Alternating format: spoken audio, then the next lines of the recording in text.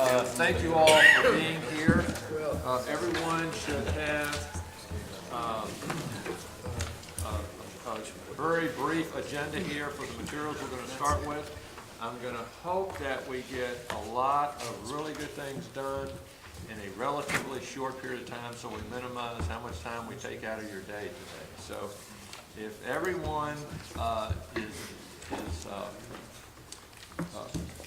stepping up to the plate, you'll find out what that means in a minute. If everyone is stepping up after Mr. Bell concludes his remarks, then we can probably move on to the listening session update from you, Jay, or Randy, or both of these two guys will give you an update on that.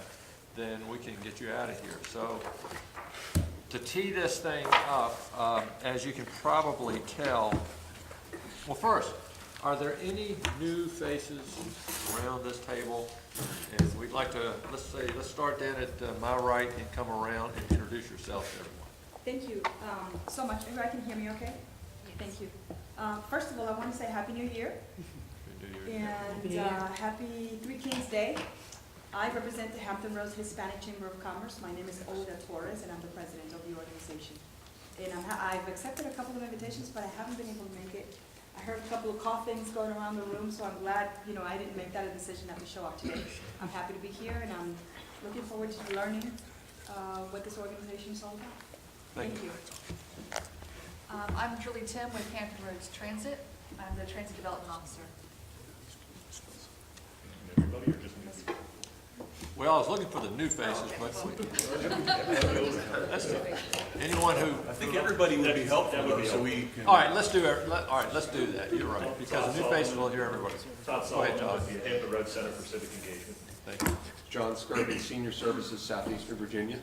Frank Azzolina with Hampton Roads Transportation, Inc. We dispatch 3 current taxi cabs in Hampton Roads. Karen Munden, I'm the chairperson for the Hampton Roads Housing Consortium. Tansy Vandecar-Burden with the Social Science Research Center at ODU. Emily Steinhager with the Virginia Coastal Coalition. Angela Blackwell-Carter with the Hampton Roads Chamber and Lead Hampton Roads. Hi, I'm Lisa Ryan. I'm the new provost of the Chesapeake campus at Tidewater Community College, and I'm here today representing Civic Leadership Institute. And I'm Elliot Gruber, the president of the Mariners Museum, and Lisa and I are working Civic together. Good morning, I'm Bill Bell. I'm with Newport News Shipbuilding. Good morning, I'm Judy Cooling with the Virginia Department of Health. Good morning, I'm Jennifer Foster. I'm the Healthcare Preparedness Program Manager with the Eastern Virginia Healthcare Coalition. I'm Joan Rhodes Copeland with the Cultural Alliance of Greater Hampton Roads. Good morning, Jamie Jackson with the Williamsburg Area Transit Authority. Chris Bonney, Chairman of the Hampton Roads Center for Civic Engagement. Quentin Kidd from Christopher Newport University. Mike Coons, Virginia Peninsula Chamber of Commerce. Craig Quigley with the Hampton Roads Military and Federal Facilities Alliance. Shanita Bathay here at the Hampton Roads Planning District Commission. Good morning, I'm Camelia Ravenbach with the Hampton Roads Transportation and Planning Organization. Greg Grotendorst, economist here at the PDC. Julie Hillegas with the PDC. Jay McBride with the PDC. Dwight Farmer with the PDC. Ray McKee here at the PDC. Joshua Clark with Tidewater Builders Association. Clay Brank, City of Virginia Beach. Bill Freeman. Mr. Franks. Earl Saunders, Hampton Roads ULI. John Peterson, also with ULI Hampton Roads. Thank you. As usual, we have a good crowd here today. So what I'd like to do is just sort of tee it up for John Peterson with ULI. What we're really here to do in the first half of this session today is to get ourselves financially stabilized to do some good work for this Envision Hampton Roads initiative. In particular, as most of you know, and for the new folks that are here, see either myself or Randy or Jay. Jay has more information than Randy and I together on this thing. And there are materials that you may want to get from Jay that will help you know all of the details of work tasks that are set out for us to do for this fiscal year through June 30. So if you don't have those, if you're a new person or if you're not a new person but not sure what you did with them, let Jay know you'd like to get some information about exactly what's in this Envision Hampton Roads and the task that we're going to do. Let me tell you, teeing it up to John, we've had some folks that have been working closely with Jay and Randy and I. What we're calling right now from the very beginning when we met with these folks, when we were just sort of teeing this out, was how much might it cost to get a survey done, talk to folks around Hampton Roads, and then come to this boardroom where on the third Thursday of every month, the local elected leadership sit. In addition to that, there are some other leaders from transit operators, the Port Authority, and so forth, but I think you would agree with me that having all of those mayors and chairmen of the boards here once a month is a great opportunity for us to start talking about the future vision for Hampton Roads. We're now calling that Envision Hampton Roads. To do that, there are some really smart people sitting around this table that do surveys for a business. They are very professional in this work. There's a lot of science behind it. And what we've learned is there's a lot of work that needs to be done to make this a valid and what I would call a statistically valid survey that I can bring to the board members no later than June of 2014 and make a compelling case for the description of the fabric of this region and those things that are held at a very high level in the citizens' views, not just from the top down, but from the bottom up. We've not really done that here at the PDC. It is part of our mission to bring that here, but I thought what we would do is bring together this group of stakeholders with various views, various levels of interest on various topics, and see if we can then go to the citizens from the beach to James City County, Williamsburg, to the North Carolina border, and over to even to Gloucester, and say we have a valid survey in place that describes from the ground up, from the grassroots up, how citizens feel about what's important in this region. To do that, we had an initial cost estimate of $125,000 to take us through that rigorous process. We have scaled that back, and the experts are still telling me now, even at the scaled back version, that we can put together some valid information to make our case this coming June. So to put it bluntly, we're going to put up, in addition to covering the staff time that myself, Randy, Jay, and Julia Hilligas here, and other staff here at the PDC, in addition to that, we're prepared to take $30,000 out of our fund, which we did not budget for, and use that as use that to execute the survey. But we need to spin up the survey, develop the questions, and then evaluate the results of that so that we do have that compelling case. And we think that that can be done for $45,000 in addition to the $30,000 we're putting up. And for this fiscal year, the experts over here to my left are saying we'll have a pretty darn good product. So we're left with having to raise those dollars to do that. So I'm going to not give any more of it away on how we're going to do the $45,000. So I'm going to turn it over to John. He's going to sort of start back at ground zero, come up, and then I think John's going to turn it over to Bill Bell, and he's got a message he'd like to give you all. So John, the floor is yours. Thanks, Tony. I'll stand if that's all right. That's fine. Nothing like starting off your Monday morning in the new year and asking for money. So I hope everybody is willing to participate. As I mentioned earlier, Burl and I represent the Urban Land Institute, Hampton Roads.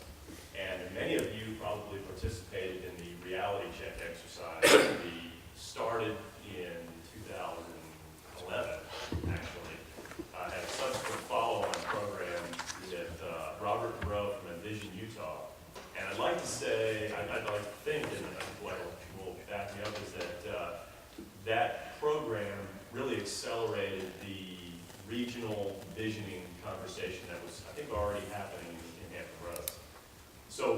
when we got together with Dwight to talk about what is the next step that we have learned from other groups like Envision Utah, this community value survey is clearly the first and critically important step in perpetuating this conversation and ultimately getting to more of a strategic regional plan.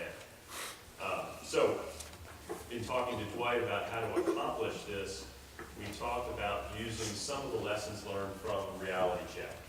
And some of the really important elements were just the breadth of stakeholders that were involved in producing that program. And that gave it a ton of credibility.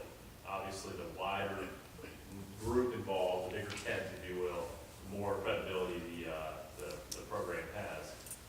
Secondly, and more relevant to what we're talking about today, the major stakeholders involved in the Reality Check program had a financial investment in that program. And that was critically important.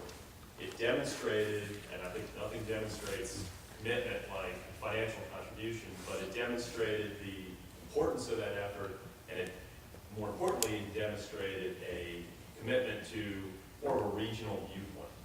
And it demonstrated that all of these stakeholders were willing to, for lack of a better expression, put their money where their mouth was.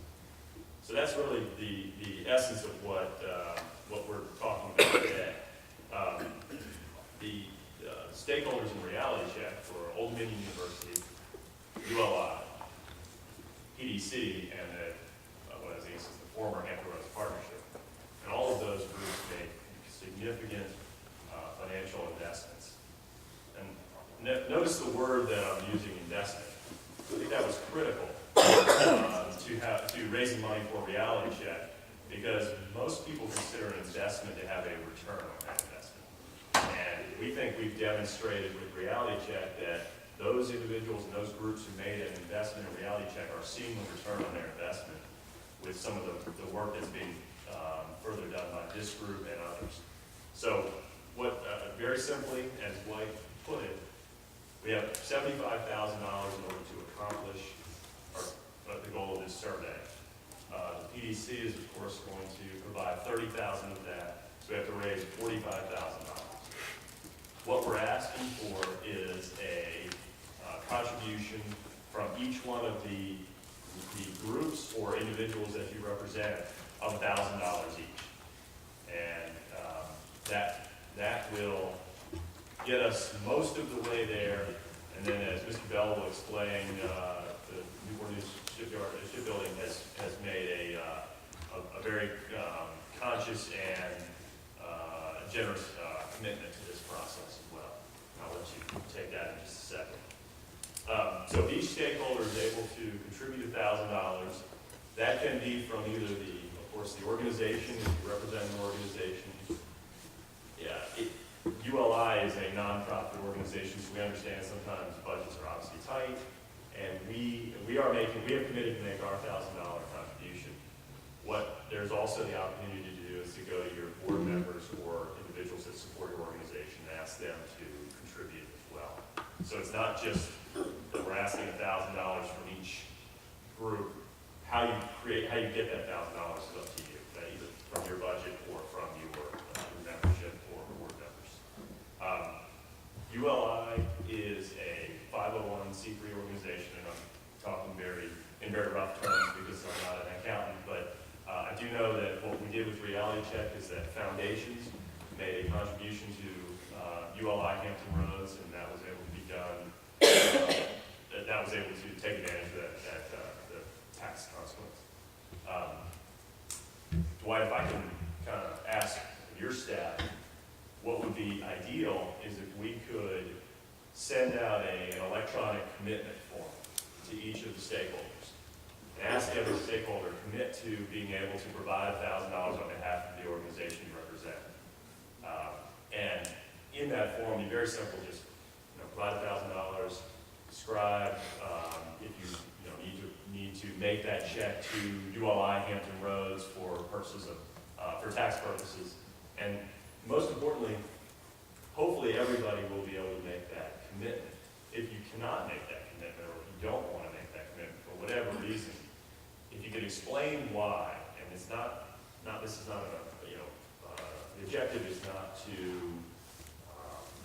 pigeonhole any individual group or anything like that, but it's helpful for us to know if we're not able to count on all of the stakeholders to provide that contribution. It's helpful for us to know why, so that we can understand how to maybe make the proposition more enticing, or it's very instructive to us for obvious reasons.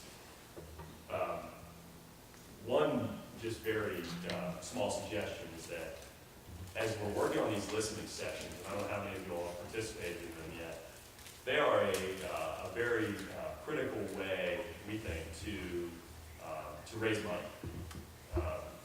Those who are providing money oftentimes want to provide input to the process.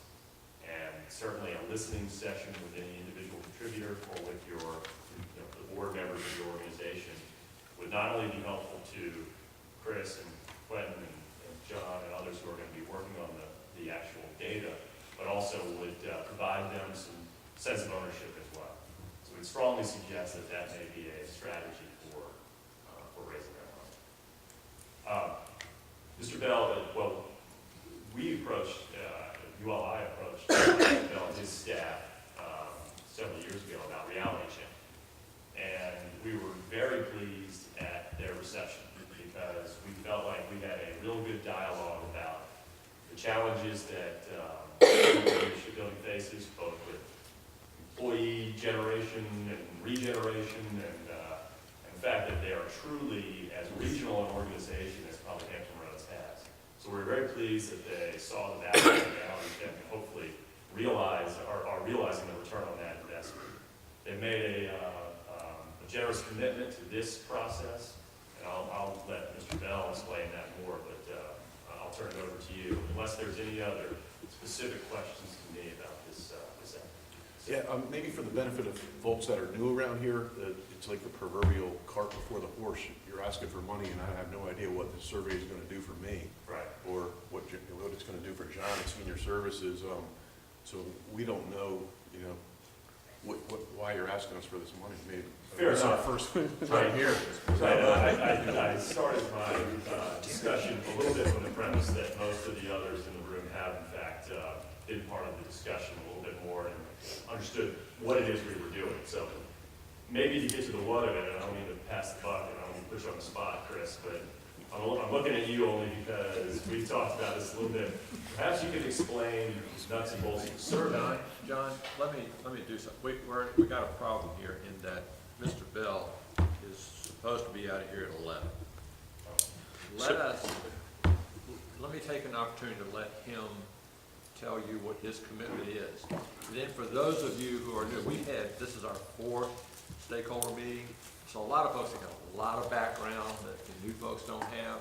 Then what we'll do is we'll go back and cover that ground as long as it takes today with everyone here. So let me let Bill step up and describe what their commitment is, their challenge and so forth, and then we'll come back and do this, and Bill doesn't have to be. It's an important question that I really think needs to be answered, and I appreciate everybody's courtesy in letting me talk just for a couple of minutes about Newport News Shipbuilding. Many of you know that we are the largest manufacturer in Virginia. You know that we have 22,640 people as of December 31st last year. We have about 3,000 sailors coming and going from our facility every single day. We have upwards of 3,000 vendors and contractors who come and go from our facility every day. And we do it all in downtown Newport News and have since 1886. And we have billions of dollars in sales every year, and we spend billions of dollars in the region to buy services, material, tools, equipment, and so on. But we do it in downtown Newport News. But it turns out that our employees are all over this region. We have 5% of our employees commute from Virginia Beach every day. We have 6% commute from Suffolk every day. We have about 5% in York County. Between Hampton and Newport News, it's now under 50%. In Norfolk, it's 4%. So you start doing a map of where just our employees live, and you find out that we are, in fact, a regional company. We have sailors who live in Virginia Beach and Norfolk and come to our facility. We have sailors who live in Newport News who come to our facility. They live in Hampton. They live in York County. Because of that, and because we value the quality of life in the region, and because we value the importance of diversity across the region, and because we know that just because our factory is in Newport News, we have regional impacts. So we view ourselves as regionalist. But for the scale, because it's easy for me to sit here and talk about billions of dollars and thousands of employees, but all businesses are not like that. But people start saying, well, gee, Bill, it's a big place. That's an impressive scale. Well, if you forget the scale for a minute, we're just another business who understands that there's regionalism at play. And because of that, we were excited to pledge the last time. And we understand that it's important to get residential feedback. There's all kinds of experts providing information on regionalism, but the fact is that regionalism isn't going to take hold if the region doesn't understand what people think is going on or what they think should happen in the region. And so when I heard of this study, and I knew that you're trying to raise $45,000, I've agreed to match dollar for dollar up to half of that $45,000. So for every single person, group, activity that contributes money to ULI, Newport News Shipbuilding will match that dollar for dollar up to half of that $45,000.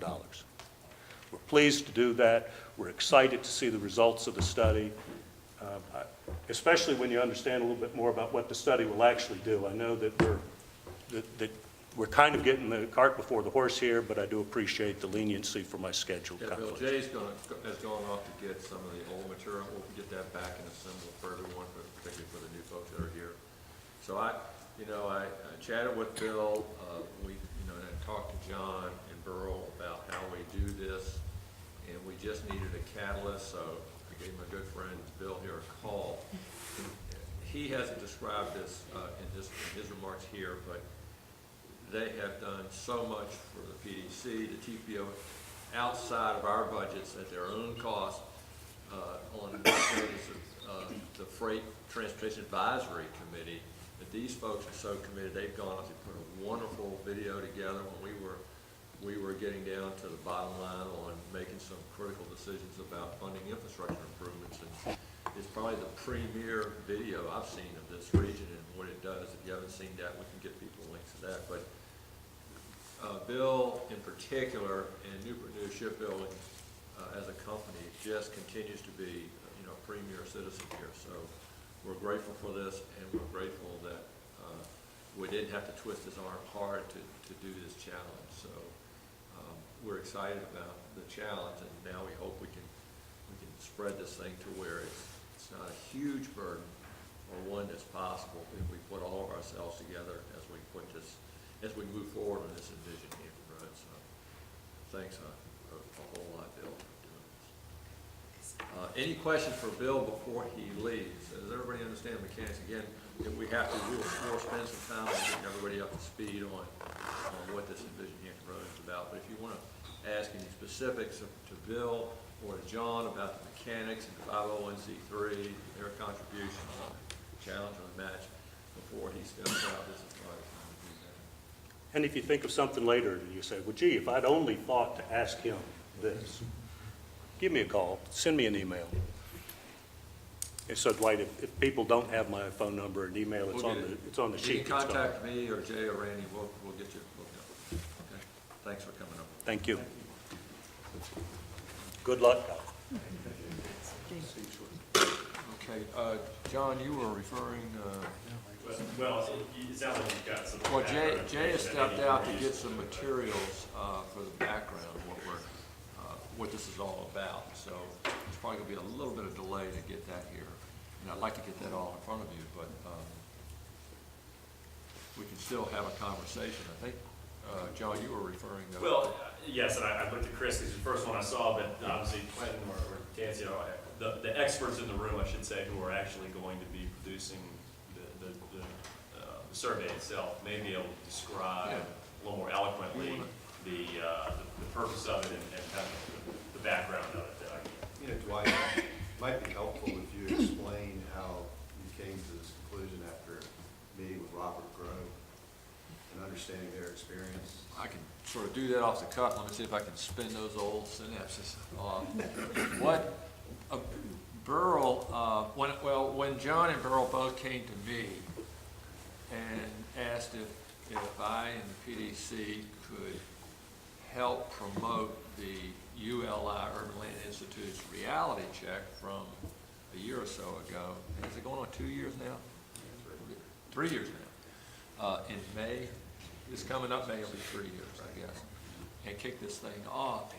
I said, absolutely sure, I would do this. Well, the long story made short is I got introduced to Robert Grove from Utah, who really was the founder, chaired, and still chairing, I guess, Envision Utah.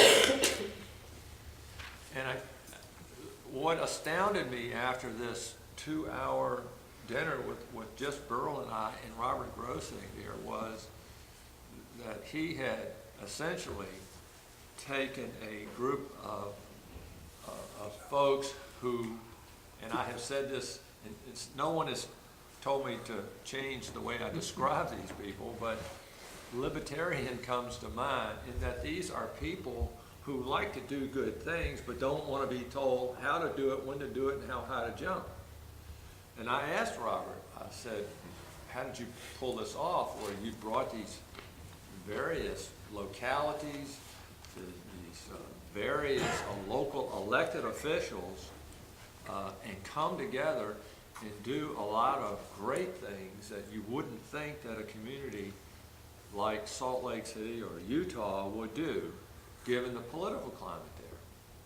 Well, he explained what they did, and we've since had some presentations with some slides that were developed, I guess, by Robert himself, where he described the steps you need to go through to build the relationships and then build a vision. And we're in the planning business here at the Planning District Commission. You know, again, 16 localities as compared to 60 or 70 localities just in Salt Lake City. But 16 localities, elected officials come here, and they, believe me, as you probably already know, have a variety of views on what is smart growth, what is important to the community, is it safety, is it education, is it good infrastructure, is it clean air, clean water, and so forth.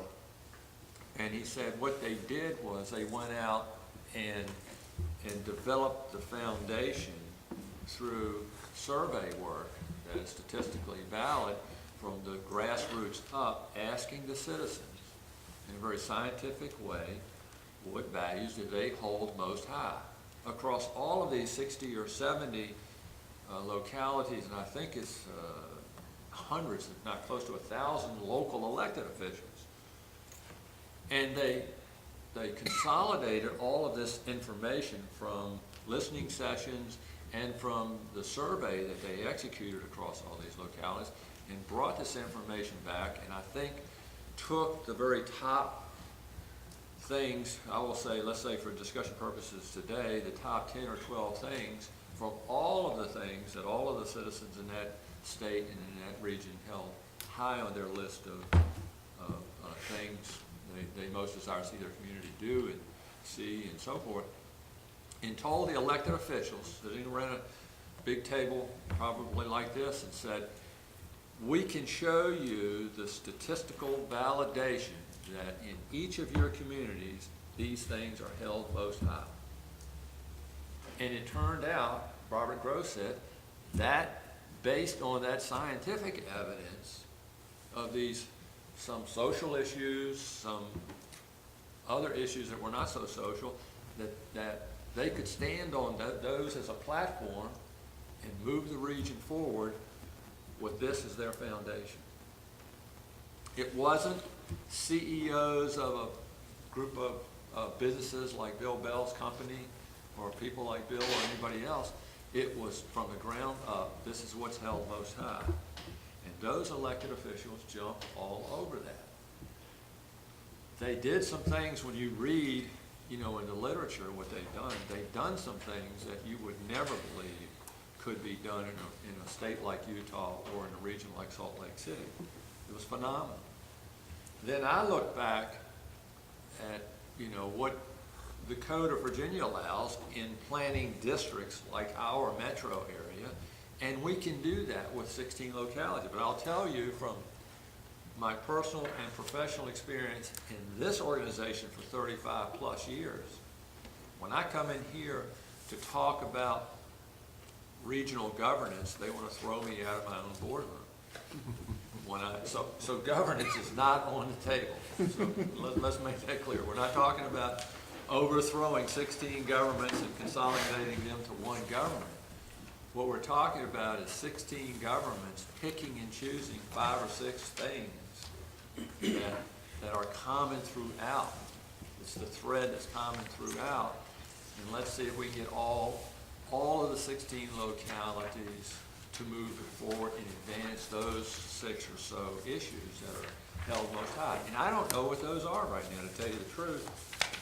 I've sat through some reality check, post-reality check sessions, and there are some people who are still saying, well, I don't understand why this didn't rank number 1, and this doesn't rank number 2. And we need to find out what that is. And I think once we find out what they are, I think we'll all be a bit surprised. But I think at that point, I'd like for all of us as a group, at some point, my vision would be that I would have you all, as many of you here as possible, during one of these board meetings, sitting off to the side, if you're familiar with how we set up, and say, look, I've got a core group of stakeholders here who have backed this process, and they feel it's a compelling process that this region should go through, and then we're going to turn loose the smart scientists in this room and show the basis for which we would conclude, that they should conclude, these are values that are held high throughout this region.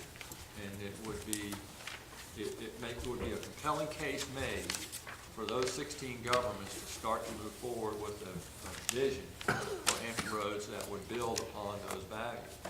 It's never been done before. This is brand new ground for Hampton Roads. So again, I'm sure there's lots of things on Google that you can look up for Robert Grove. There's probably videos on YouTube about some speeches he's made, some materials that have been put out from that. It's still growing strong. And Robert said, maybe Earl, how did he describe where we are compared to where others are that have done these things successfully? Well, the premise of the reality check is not to find out what we disagree on. The 75, 80% of things we do agree on and start to work from there forward the jurisdiction. And by the way, this has not just happened in Utah, it's happened across the country, in North Texas, Central Florida, all over the South, all of Baltimore and Maryland and Washington, D.C. It's turned out to be extremely helpful in getting collaboration. It's all about collaboration. But I think Robert said, we are further along in our stage of this than anyone else who's gone through this. Is that? When he looked at the reality check program that we put together and has continued on, and he saw the diversity of participation and the commitment and how the people participated in it compared to the other, 30 reality checks. Our particular situation here was very advanced. It was several years further along when they were when they started. He was extremely impressed with the groups that were participating together because it reached out to a very broad base of people. It wasn't just focused on leaders. It's all about grassroots and grass tops, to be clear. It's everybody talking to each other and starting to understand what's important. Utah, actually, one of the things that's come out of this is not what it's about, but for them, they were debating what they wanted to do in terms of transit and the organization of their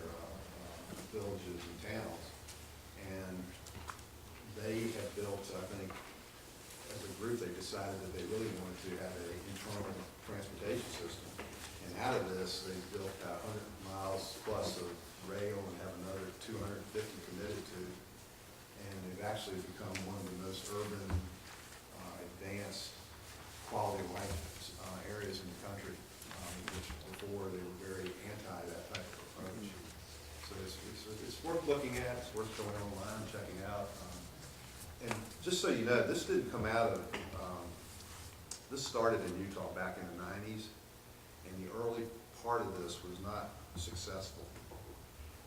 And out of the failure of doing basically leadership deciding what should be done, they learned that wasn't working, so they went back to the drawing board and put together this approach that allowed them to figure out what the citizenry really wanted back and what they were interested in, what was important to them.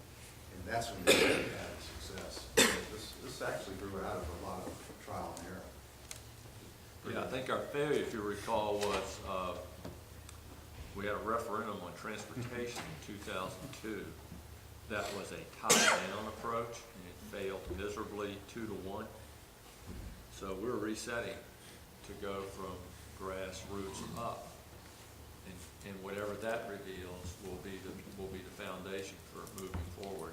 And what becomes those things that we put in front of the local elected officials here. I know we've got transit operators who come here on a regular basis, trying to make a compelling case. Well, we're going to find out where that stands in the list. I know education.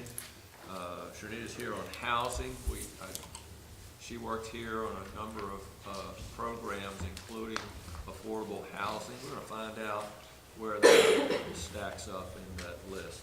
Education, safety, the environment, again, transportation. So it's all of the above is out there for folks to comment on, and we're going to try to see what comes to the top, and not just say, well, we asked 100 people, and this is what we're hearing, or we talked to 100 business leaders like they did in Richmond, and this is what they say. Hopefully, we will have some solid information to make a compelling case that the local elected officials cannot walk away from. They can't deny that it exists, and then move forward. So you all were at the ground floor where Utah was in the 90s, and hopefully we can have a success story, learn from some of the hurdles that they had that they encountered, and that we get off on the right foot and make a compelling case by the end of this fiscal year in 6 months. Joe, I have a question. Sure. You guys did a similar military survey, which is pretty in-depth. Yeah. Did you guys do that internally through HR? We did that internally. I wouldn't call that a committee's here. That was not a scientifically based survey. It's what I call an open-ended survey where, and a lot of times DOT, when we're working with the TPO side of this house here, they want us to afford anyone who'd like to come and make a comment about, and we did this with TPO, our outreach administrator. We have an open survey opportunity. What do you feel are compelling components of a fabric of a community that make it a great community? And we just open it up and we outreach so that we can touch as many people who might want to be touched, who have something burning inside, who want to make a comment. But what that means is you haven't gone around and scientifically tapped the right people in the right income, in the right socioeconomic conditions, in the right geographic locations to be able to make a compelling case. This is what the fabric of this community is saying. So we've had those, and we've had great success stories from the results of those thousands of survey respondents. And the military, as you know, has said no other military community in the nation has afforded the military opportunity to speak out like that. So it's very similar, but not quite the same as what we're doing here. Right, what I was getting at was, were there any results that changed anything based on the survey, answers, or the overwhelming, roads, or whatever their issues were. I mean, did anything come of it other than just compiling data? And you know, I got the results. I mean, here's the survey, here are the results. Did anything come of it, or just? Well, I think there's been a sea change. The military now sits at this table and has a voice on broad policy issues and small detailed issues every month, both at the Technical Advisory Committee and at the TPO policy board level. That's a huge change. Now, their attorneys have said, the military attorneys have said they can't be voting on policy issues in its communities. But they're here and they voice concern all the way up to 2- and 4-star flag staff. There are, in my view, probably projects, even in the list of 9, that has now been endorsed unanimously by the TPO board to build using the $200 million a year that we got from the General Assembly a year ago. I think there are probably a few of those projects that may or may not have made the cut if it hadn't have been for the military tipping it over just a little bit in conversations that I've probably been not even aware of, who they say that's very critically important for us to accomplish our missions. So we don't have concrete evidence to know if that would, if some of those projects would or would not have made it to the cut, but I'm confident some did. There are some other things going on in the region, particularly in transportation, because that was the basis for the study. Smaller projects that I'm certain are happening and going to happen because we heard from the military. Yeah, John. Can you give me an example of how you would phrase a value statement? I'm not certain what we mean by the word value, so if you could just give me. Sure, and I have to apologize in advance. I'm the facilitator for the meeting that Bill Bell left to attend, so I can't let him get too far ahead of me, so if I seem brief, please don't take it as a lack of respect. I'm really tickled to see new faces at the table. Let me step back a little bit. One of the key realizations of the Utah process that so informs what we're doing here was the recognition that no successful strategic plan or vision could succeed without broad public support, without the collaboration of government, nonprofits, educational institutions, citizens, and other stakeholders, and that it couldn't preserve what people in the Utah, in the Wasatch Range valued if it didn't know what they valued. So we come from a very values orientation, and it is, the question you've asked, John, is a really good one because it's one that we're running up against in some of our listening sessions when we talk about what are the values of our region, and we're not talking about issues. This is an important distinction between, we don't want to know, our value isn't transportation or our value isn't educational attainment. It is something that I like to describe it as something more human. What are the characteristics? What's the personality? What are the things about our region that we value and would not want to lose? So I've tended to, the worksheet that I don't know, it's not in what Jay distributed here, but we'll get for you, has 5 questions, I believe, that will guide you towards more specific answers. But just in practice, what we're looking for are what I call, I find it easier to describe as personality characteristics. Are we, what do we believe in? What are the things that, what are the values, what are the characteristics of the people who live in our region and our region that set us apart from other places in the country? We think of different parts of the country as having very specific kind of personalities. You talk about New York, people think rush, rush, fast, fast, deal, deal, deal, whatever. In the listening sessions I've done so far, I hear our region described in much more casual, slow-paced terms, not in a dull way, but just in a more methodical kind of a way. So and we've tried not to prescribe values so much in the questions we're asking, so that we don't tell people what to say, or we don't tell them what we want them to say, but rather give them enough idea that say, if you think of this region as a person, what would this person be like? Chris, the 5 there are. Oh, sorry. key questions good. are in today's package. Okay. It's like the next to last sheet. Yeah. this is what it looks like. I mean, the key questions are, what community values do you think currently best define our region? Do any of the community values you listed above set us apart from other communities, other parts of the country? What community values would you like to add to this list? It's sort of aspirational in terms of what would you like to be thought of in the future. Of all the values listed today, what's most worth protecting? An important thing that we learned from Utah was that, especially given Dwight's description of sort of the personality, the social cultural personality of that area, is that no plan was going to work in that disparate group of municipalities if it was put out as an edict that said, we will do this. What won so much favor, and in the transportation advances that Burl described, and in a recent environmental thing that they've been working on, is that rather than create an edict, they used the values to create a vision that was so appealing that everybody wanted to be part of it because they could see themselves in it. Burl made the reference to going from the grass tops to the grass roots.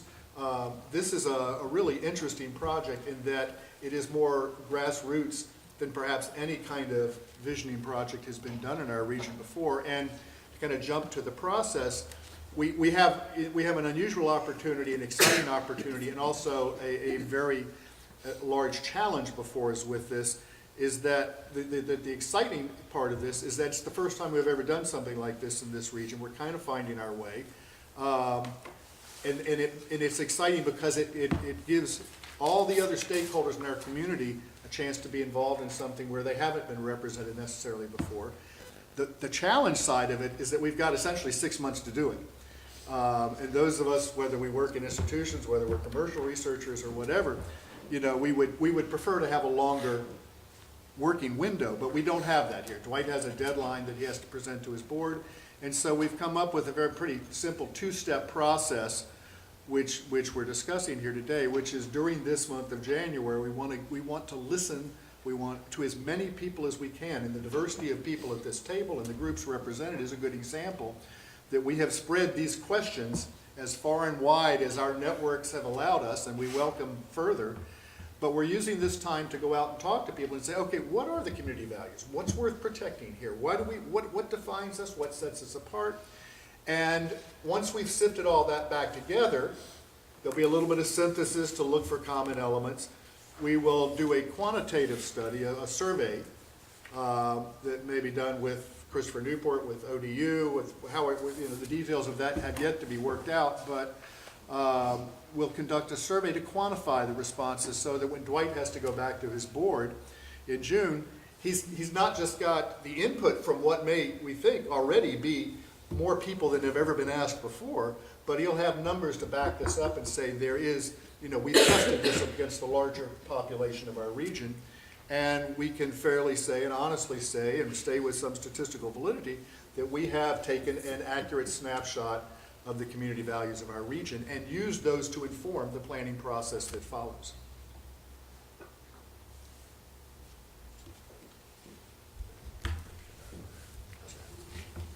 Any other questions while Chris is still? Yeah. Oh, sure. I think I did have something in between a comment and a question. I noticed, and they were very helpful, that you gave us some ideas of what values might be, like the ability to be well. I guess coming from a chamber perspective, I didn't really notice anything in there, and I wanted to clarify if it's a value or not. I didn't notice anything in there that I thought pertained to our region being a place that is fertile for people to be able to economically prosper, care for their families, be entrepreneurs. Is that just an omission, or is It's not an omission. It really kind of falls into that gray area. We didn't want to put too many specific things out there because we're finding this is a question that a lot of people have never been asked before, and it's everybody has an opinion about it. Everybody has a point of view, and yet because it's something that tends to take people a little while to get around. You can put out what seems like a simple question, and you'll get a quick response. And then once they've thought about it a little more, talked about it a little more sometimes in their groups, they'll come back with synthesis that is better, stronger, and more accurate and deep and telling. And so the risk from a research standpoint is that you don't want to feed the answers, because if a person is sort of unsure how to tackle a big question like that, and you give them a such as kind of a lead, they'll say, oh yeah, that. And so it's not an omission, it's really, the examples are just enough to try to make it clear that we're not talking issues, we're talking values. So your concern, Angela, a very valid one that should come into this conversation. So if those things come up in our listening and we report them back, then it ultimately is your job to move things out that are not considered values at all, that might get in the mix of our listening and. Yeah, but I don't want to make it, sound so But you'll ruthless. sort that out. I can put anything Yeah. down I want and you'll do that. Right. Yeah, I'm glad you mentioned that. Let me clarify for everyone in case there's still some confusion here. The listening sessions, I've been convinced, are so extremely important for these folks to be sure that when we do set up our questions for the survey to be executed, we have got the right questions. Otherwise, we may miss the mark fairly completely. So that is the main reason we're doing the listening. The listening is to be able sessions. To set up the surveys that are going to get to thousands. So we ask the right helpful to questions. understand. Yeah, it may be that, I know in talking to John Martin, when there was some discussion about the work done in Hampton Roads, Richmond Collaborative, they went to the business leaders. It wasn't, I don't think, but John could better describe it than I don't think it's what we're doing here, and it certainly is not the Envision Utah. It was at the GREST stops or, at the high level. And then there was some disagreement on what questions might be left out of the survey from a business person's or a CEO's perspective. So I would say that it could be that Chris and the team here might see only a few suggested questions versus a lot of other stuff. Those few may still make a cut because it helps round out the question so nothing falls through the crack. So I don't know exactly how this is going to fall out, but what we're hoping is we gave you a toolkit, and we can continue to help you with the toolkit, and you have to do a sort of an ad lib as you're doing this thing. If people start to tell you things that we've not heard before, we need to capture those and then get them to the team and then let them sort through all of that, which is part of why this is a fairly expensive thing, to make sure they can sort through all of these things to make sure that when we do go to execute the survey with the questions, we've got the right questions there, and we haven't missed our mark terribly. Are the results that are analyzed going to be based on just what the members of the community are feeding back, citizens, your Jim Six-Pack, not what an agency would like to see done, not what an individual company would like to see done to enhance community values? So It will truly be a survey of the citizens of Hampton Roads, not of the business entities, of the agencies, of the organizations, because you all are representing organizations, agencies, affiliations, and so forth. What we want to do is go out, my favorite thing, my staff has heard me been saying this for a couple of years, I do a lot of grocery shopping in Walmart, and I have to take my tie off, sometimes throw the coat in the back and just walk in, and you look at the folks that are buying groceries in Walmart, and that's different than people buying groceries in Harris Teeter, and it's different than at Trader Joe's. And I'd love to go into DMV and just ask people, what's the biggest problem you have on your plate today? What's the biggest challenge you have? What's the thing you hold most high on your list? I mean, John, you have to do this often in a sector, in just one sector. And the question I suspect you've thought about late at night is, do a lot of other people hold near and dear those things that you hold near and dear? Well, we're going to find out. That's what I'd like to do. And have it validated scientifically by these people. The reason I brought that up, and this might be a little, I don't want to say self-serving because it really isn't. The first two red sentences on this page. It says community value-based planning approach. Our community values could include things like universal transportation access and mobility, support and caring for less fortunate. Those are the two first red, they're in red, so they must be important. They're out there for you to see. I guess, the reason that John and I and John, some transportation folks, we're very, in the public, the reason I'm asking about the public, Joe Sixpack, the community, are they going to be the ones that are going to be answering this survey and not agencies and private companies? Sometimes these folks aren't aware of certain issues or are educated to the fact that there are solutions that they're not aware of and that could enhance this community. For example, senior services, Portco, ourselves, there's an HRT RFP going to be coming out for Handy Ride. Handy Ride is what gets the handicapped folks to and from where they need to go, and it's in every, all the Hampton Roads communities.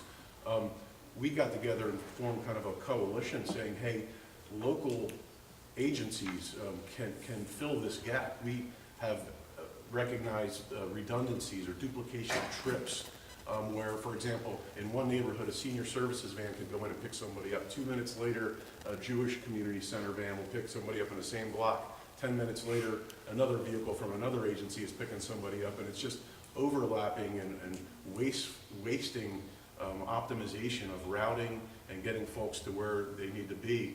And we could, as local folks, local agencies, the contract now is being fulfilled by a company in San Diego. Some of the folks that are going to want to do this are from Ohio. We are local with assets and, vehicles on the road and experience of getting folks, here and there, wheelchair accessible vehicles. This is something that we think that the public doesn't know about. They have no clue, who is taking care of this part of this handicapped community. And that wouldn't show up in any survey. There wouldn't probably be enough people that would voice it to say, hey, let's take a look at that. But, being insiders and knowing the efficiencies and optimization. So just to follow up on that,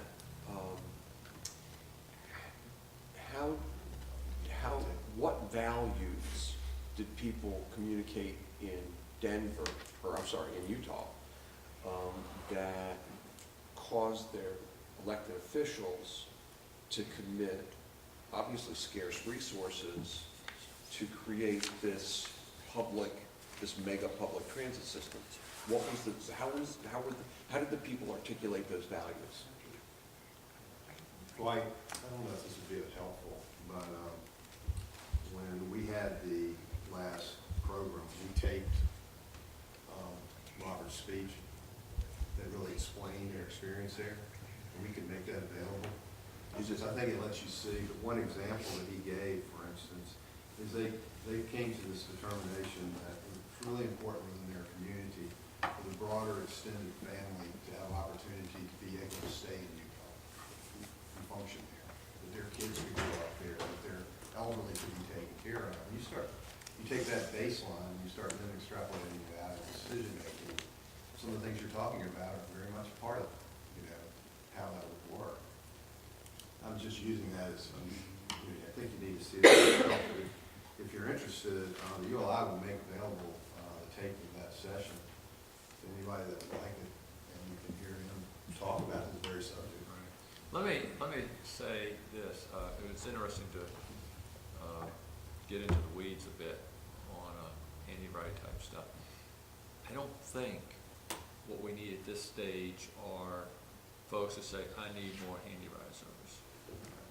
What I think we're going to hear is, I have a problem getting certain services to my elderly parents, or getting them accessing certain services, or my kids don't have access to certain services in the community, as opposed to, I don't have enough bus service. But maybe we'll get answers that say, we don't have enough affordable public transportation.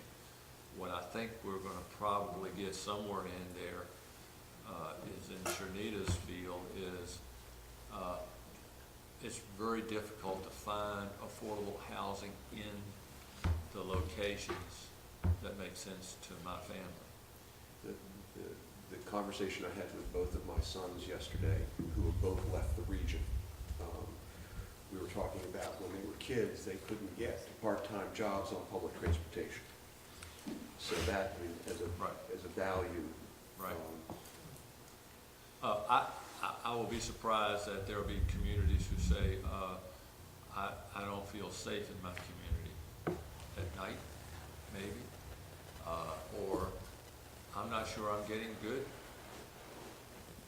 services from my locality. And we may find that in some parts of Hampton Roads, some are doing better than others. I mean, Virginia Beach is, has a $2 billion budget, and Pocosin has hundreds of thousands of dollars, $100 million, not even $100 million budget, or Norfolk has got this. So the challenges are going to vary, and the results are going to vary. Now, let me be clear about this. We talked about the statistical validity that we might be able to accomplish in all 16 localities. Well, with the budget we've got now, that's not possible. But what we have agreed to, I think, Quentin, I think you were there when we talked about this, this resource we're talking about, the $45,000, within that are some broken out sections that we think would allow them to validate statistically south side,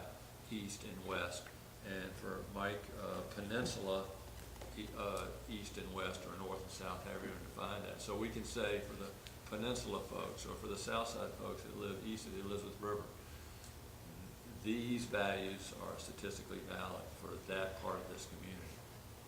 It may be that we have to break it.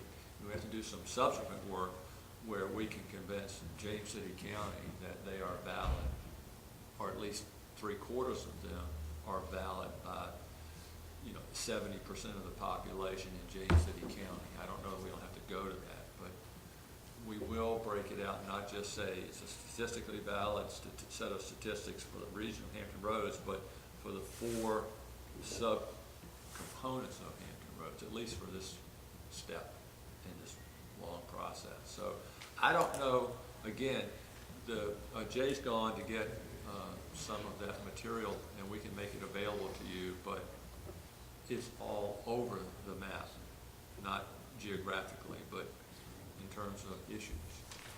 And again, I don't want to walk into this board and say I've got the top 100 issues that you need to address in the next 5 years or 3 years or 6 months. I'd like to have it such that I can give them something that's got 5 or 6 strong bullets and say, look folks, throughout this region and within your community, these are at the very top of the list, and they need attention, and we need to tackle this together, whatever that is. Hey, Dwight, if I might say, we also, in previous conversations, we had talked about purposefully not wanting to go down to the city-county level. Because part of the idea here is to encourage people to think more regionally about some of these issues. And so if we go down to the city-county level, we automatically encourage balkanized thinking about problems. So we didn't purposely want to go down that level. Not only is it very expensive to do, but it undermines actually what we're trying to accomplish here. So if we can bring this part of the agenda back full circle, and I know we're getting a little bit thin here on participants, but the bottom line is we're really going to need the resources to make this thing happen in a meaningful way. So we're going to certainly be pressing everyone that's a participant here as a stakeholder to see if you can help out and take advantage of the challenge from Newport News Shipbuilding. But we're going to do this for those that are part of the stakeholder group who are not here today. And I'm going to be like the the jet landing on the carrier. And we're gonna, as I say, correct me if I'm wrong here, Craig, but we're gonna go full throttle when we hit the deck. And if the arresting cable doesn't stop us, then we'll just keep going. But if it does, and we can make this thing stick, then we got a good landing, and we'll move on. And I'll have to be honest with you, if we can't make this happen, we're gonna have to put it off. It just won't happen. To be brutally honest, it's just not gonna happen. If we can't make it happen from the stakeholder perspective, you know, it's just government buying in, and my personal view is, then we haven't either put this thing together properly, or it's not gonna meet in part some of your needs, then we need to go back and rethink this thing. Because I could go back to the board July 1 and go, well, let's do a survey and we're not worrying about the stakeholders, but I thought it would be good to get a broad group of stakeholders, when if you look at all of those who are part of the stakeholder group, not just those here today, boy, we touch just about every aspect of Hampton Roads. And so I'm hoping that the stakeholders will come forward. And if there are some of you who can do more than 1,000, you know, God bless you, we'll take that. It'll go to the 501c3 for those that need the tax write-off, but it's got to be built on the stakeholder group first, if not, it would just be another government study, and I just, you know, I live on that side, and I'm not sure that's what everybody's looking for. And I'm not sure what we would do with it after we got done with it, because you all, as John and Burl can tell you, this group, the stakeholders are going to have to keep this thing going forward. We're just a part of it. ULI is just a part of it. Christopher Newport and ODU and the chambers are just a part of it. I mean, we're all going to have to lock arms on this thing. Otherwise, these local elected officials, I will tell you, from my 35 years experience here, they will continue to act very parochially and just focus just on what's, you know, in their city or county. And I think we can do better than that. Andy's all right? Yeah, why don't we, let's let them go both ways. And Dwight, are the listening sessions continuing through the end of this month? Is that the goal? Yeah, we'll do them through the end of January. What has helped streamline this is that the state procurement regulations, to be very honest with you, allow us to contract with the university without going through a full RFP process, because you guys give us a great rate. We know we have good resource that's already been proven. So we're going to go through the, through the university mechanism of getting this help, and then the universities will set up, the contract with us and their subcontracts, and we'll move forward very quickly to take the listening session information. So if you haven't conducted your 15 to 30 minute listening session, two of you get out there and, I may even try to do it this week. I'm going to walk into the Walmart, ask for the manager, and ask if I can go to the break room and sit down with whoever's in the break room and start asking questions. That's my goal for the next week or two. Dwight, are there any populations that you feel like you're not hitting?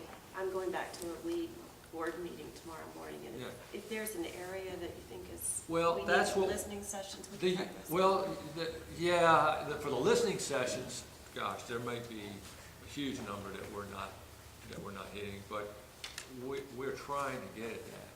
But when it comes to who's asked the questions, the university researchers and the commercial researcher people, they're going to make sure we get to those people.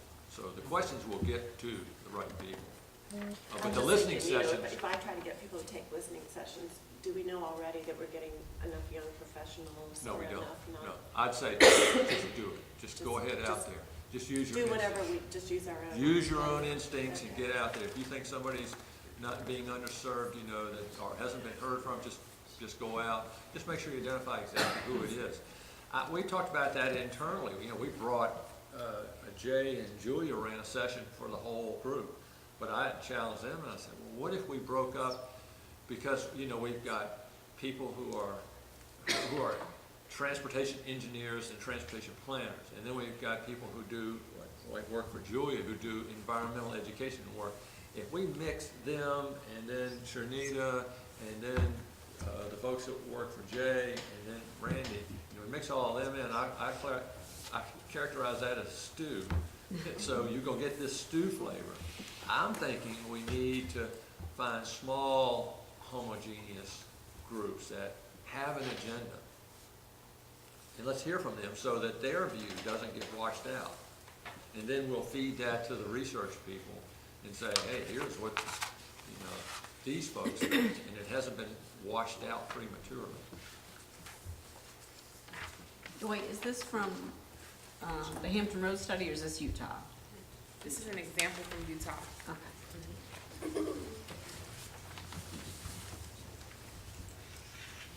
Well, after you look at this, you see this is the map. It's all over the map. I mean, I think out in Utah, Burl, correct me if I'm wrong, but caring for elderly, education. Yeah, jobs for youth, to stop the brain drain. Yeah. Youth moving was a big deal. It was the whole, really, a lot of it had to do with the total family. And accessibility. So that's why a group of libertarians came together to do life right. I mean, that's the poster child. I asked John, Robert, I said, Robert, how did you convince these people? Well, you go out, you do the survey, and it turns out, accessibility to services and opportunities is high in all of those 70 localities, which were boroughs out there in Salt Lake. So they said, well, let's put a spine together, running from one end of the Wasatch to the other. And then you got ski resort areas. That's big business for them. I've been out there and skied. It's huge. I mean, they make a ton of money off of that industry. It's like our military and our ports here. And, but I was blown away by how you could get that disparate group of people to come together and focus on 5 or 6, 7 things.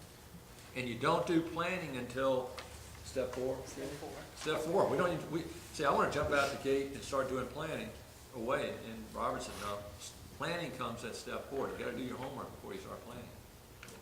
Just a real quick question. Is the statistical survey that's going to be distributed to, or everybody's going to have a chance to answer that? No, not everybody. They're going to design who gets to, who is called. Right, but I understand that. Maybe 1,500 people will get a call. Right. But is it also going to be open just for everybody to populate also?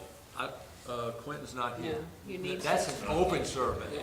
It is. Yeah, but that's not what this is about. This is about the statistically valid survey. Correct. Oh, yeah, and doing the 1,500, even if you got the extra, you'd still have the statistical part of it. Yeah. The extra would just be The extra. PDC and the TPO will continue to reach out and do open surveys for anybody who's got something to say or anybody who we can reach.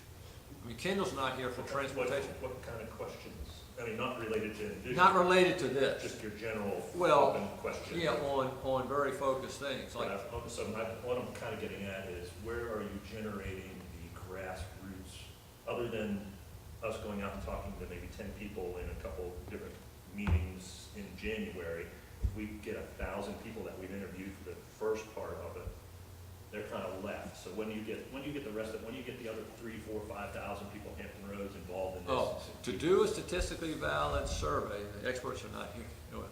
Nancy's here. You can, the 1,500, if you do a stratified random sample, you can say with a certain degree of precision that you're confident that those 1,500 people represent the views if you had talked to everybody. Because you've taken certain subsets of the population that reflect the larger population, X percentage of African American females, X percentages of income.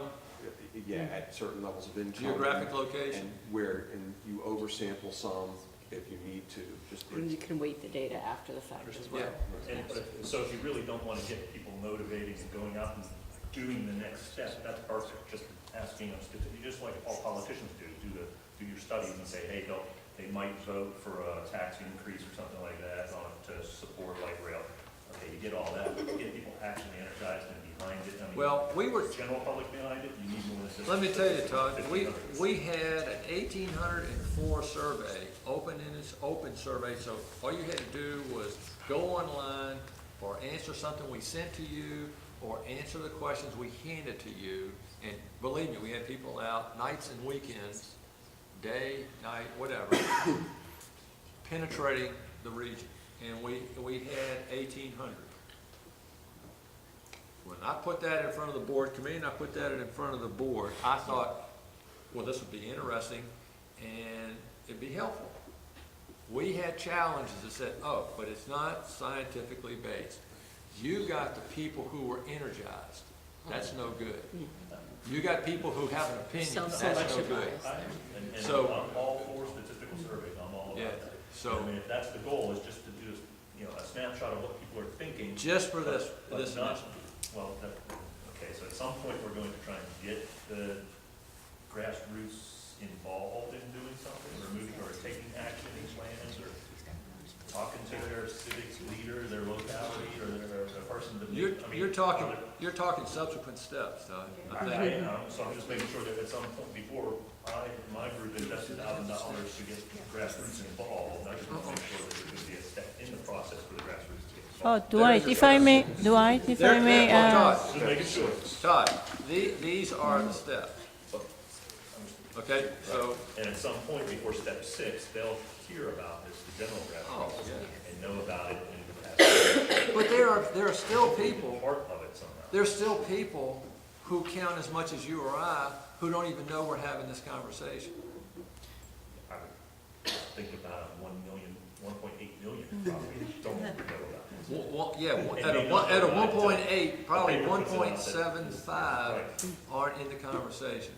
And that, we're trying to, as you know, trying to find out how to represent the 1.8 million, not the 200 that keep showing up at the same meeting, saying the same thing every time. I mean, I have a citizen advisory committee, a freight advisory committee, a legislative advisory committee, a technical advisory committee made up of local senior staffers. We're talking to ourselves.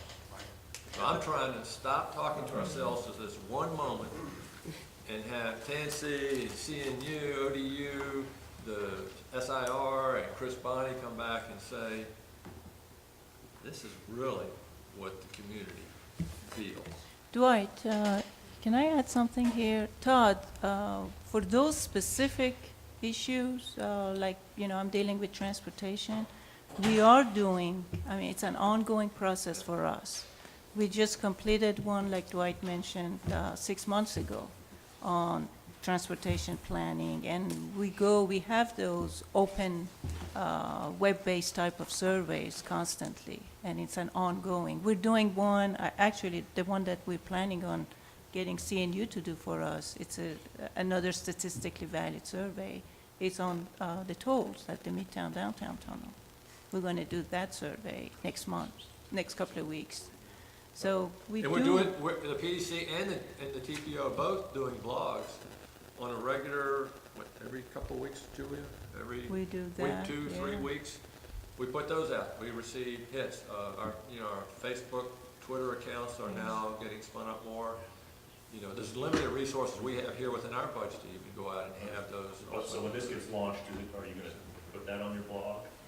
Oh, yeah, oh, yeah. That's just for information, they can kind of comment on the fact that, hey, I didn't have a chance to comment on the survey. But you see where I'm going. I'm not sure what Utah did, but I thought at some point, and same with San Diego, once they had the statistical survey that they went out and got the statistical group to answer, they also opened it up. They got more people involved in it at some point. Yeah. It'd just be something to look at. Step 2. Dwight, to follow on this though, at the end of all of this, listening to this, I think this could be a tremendously unifying thing for the region itself. If some of us can take on going back to the listening groups and saying, this is what we found out we hold together in trust, this is what we value, this is who we are. I think our region needs it so badly. You always hear people go to Hawaii and they're there for 1 month and they know what it means to be a Hawaiian, and they can be here 10 years and they haven't quite figured it out. Yeah. It would be a lot of extra work, but I just hear a lot of possibilities. I would think that the unification from this, I think you said it better than anybody said it, unification from this initiative might be exactly what we need out of this whole initiative. As opposed to, we still have people having conversations amongst themselves and think that's reality, when in fact, there 90-some% of the folks aren't even on that page. You know, they're just scrambling, you know, to make the family budget at the end of the month, or get their kids in a good school, or make sure their kids have a safe route to school and so forth, so. And that's something that we face, this issue of, you know, we haven't, you know, this one person hasn't experienced this. We run into that a lot when we publish survey results, you know, and there's always gonna be that handful of people out there that don't agree with what, you know, the masses agree on, you know, but when you can do political polls and come within a couple percentage points of the outcome, then you have some confidence that, you know, you're reaching the masses and hearing what they have to say, you know, and being statistically representative of what the masses have to say, so. I hope our elected officials will be very responsive to what you folks say or what the masses are really saying. I just can't imagine that's what Robert said, you don't walk away from that. If you're a politician, you've got to be responsive to that message. Yes, Going back to what we were just talking about the survey, understanding that there are parameters that when you do a scientific survey, you need to control those. Once those results are in, but before they're released, is it possible to do that open-ended survey with that same survey instrument, knowing that it's a different group, open-ended, the purpose of which, of course, would be to look at the difference between what the population that's statistically valid is saying versus that energized population is saying?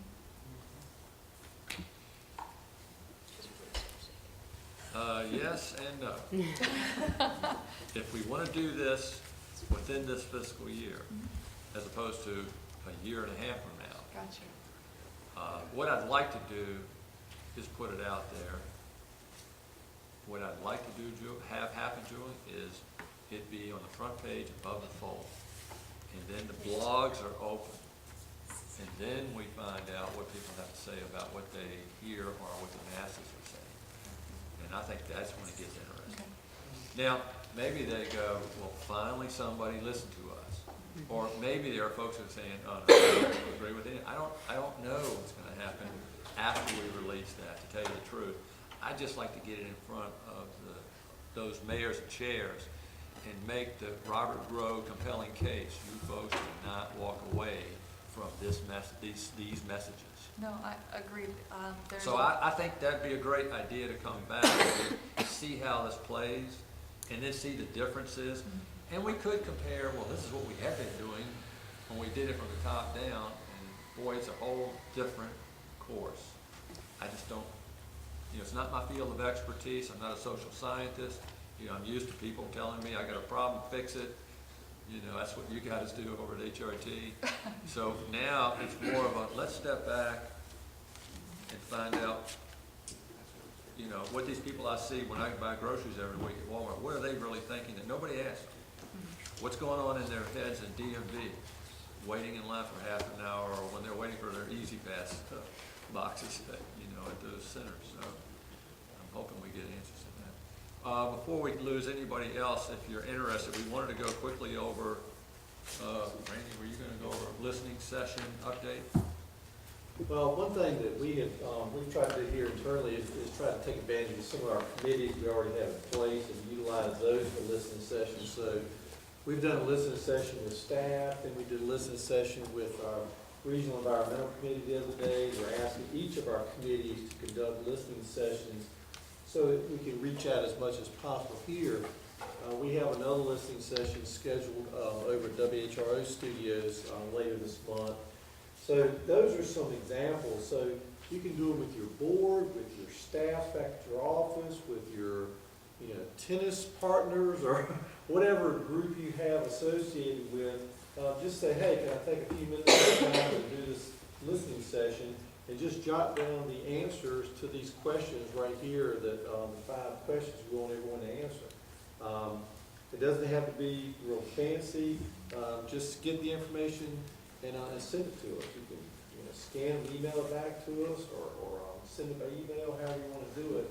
But we would want to get as many responses, like Dwight's used the food court example. Go to the food court of the mall and just try to, you know, get a group of people together. Anywhere where you can find a group of people that would be willing to give a few minutes of their time to do it. That's what we're trying It to do. could be a group of students, it could be in your, in a church or a synagogue, if you have a smaller group there, and you say, can you guys hang around for 15 minutes? I want to ask you a couple of questions and see what they have to say. If you had a family reunion here, or you got folks that come together for Sunday, whatever, Saturday afternoon dinner, or you're watching football during the halftime, ask the question. And, you know, you can be done in 15, 20 minutes. You're talking about the survey questions that are going to be going on? The listening session questions. Okay, the 5 questions. So we do 22,000 trips a week in our taxis. So like our drivers can pass the survey out to the people riding in the back? Yeah, they could. Okay, And then we'll submit them to the researchers and say, this is what's popping up. gotcha. They're just screening that to make sure they get the right question. Right. Yeah, there's no one I would say you wouldn't ask the question of, I mean, or the questions of. I would take any opportunity, you just never know. If you're carpooling with some people, or you're on the bus and you know these people ride with you for 15 minutes, give it to them, or have them come back, huddle, and verbalize it, and just jot down the answers, and then we'll get it to Randy J. and to the researchers.